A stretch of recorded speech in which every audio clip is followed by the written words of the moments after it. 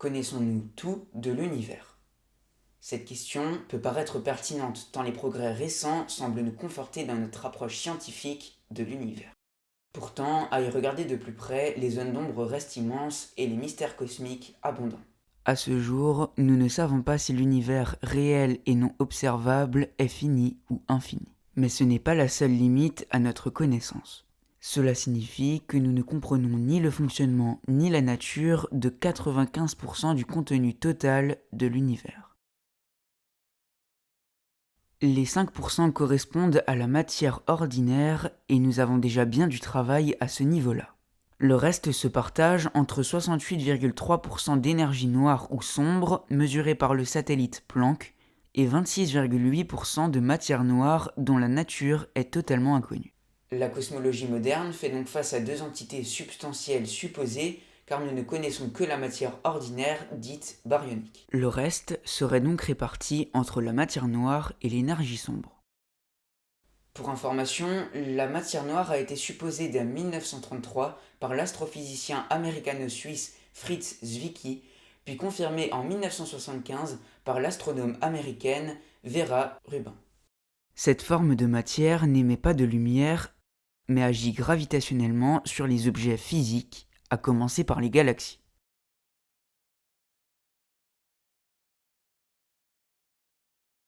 C'est en 1984 que nous avons compris que la matière noire ne pouvait être de la matière ordinaire baryonique. Ainsi, des acronymes ont vu le jour pour proposer de nouveaux candidats, MACHO pour la matière noire baryonique et WIMP pour la matière noire non baryonique. À ce jour, les principaux candidats à la composition de la matière noire sont les WIMP, des particules qui ne rayonnent pas de lumière, qui ne l'absorbent pas, qui ne la diffusent pas, mais qui peuvent passer à travers.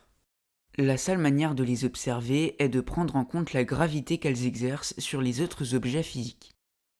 La postulation d'une matière noire invisible est une solution abstraite pour sauver la relativité générale qui prévoit plus de masse dans l'univers que celle de la seule matière baryonique. Finalement, si cette matière noire n'existe pas, ce qui est une possibilité, alors les équations d'Einstein sont fausses ou incomplètes. Quant à l'énergie sombre, elle fut postulée en 1998 suite à la découverte de l'accélération de l'expansion de l'univers au cours d'une étude sur la vitesse d'éloignement des supernovas. C'est en 1998 que Michael Turner invente le terme énergie sombre pour qualifier l'entité responsable de cette accélération, une sorte de force répulsive agissant comme une antigravité et qui éloigne les galaxies les unes des autres. En effet, si l'expansion de l'univers s'accélère tandis que la gravité produit ses effets, c'est qu'il y a une force qui fait contrepoids. À noter que l'énergie sombre ressemble énormément à la constante cosmologique ajoutée par erreur par Einstein dans son équation de la relativité générale en 1917. Pour conclure et répondre de manière plus générale à la question, la seule certitude dont nous sommes presque sûrs est celle qui consiste à admettre que nous ne saurons jamais tout de l'univers.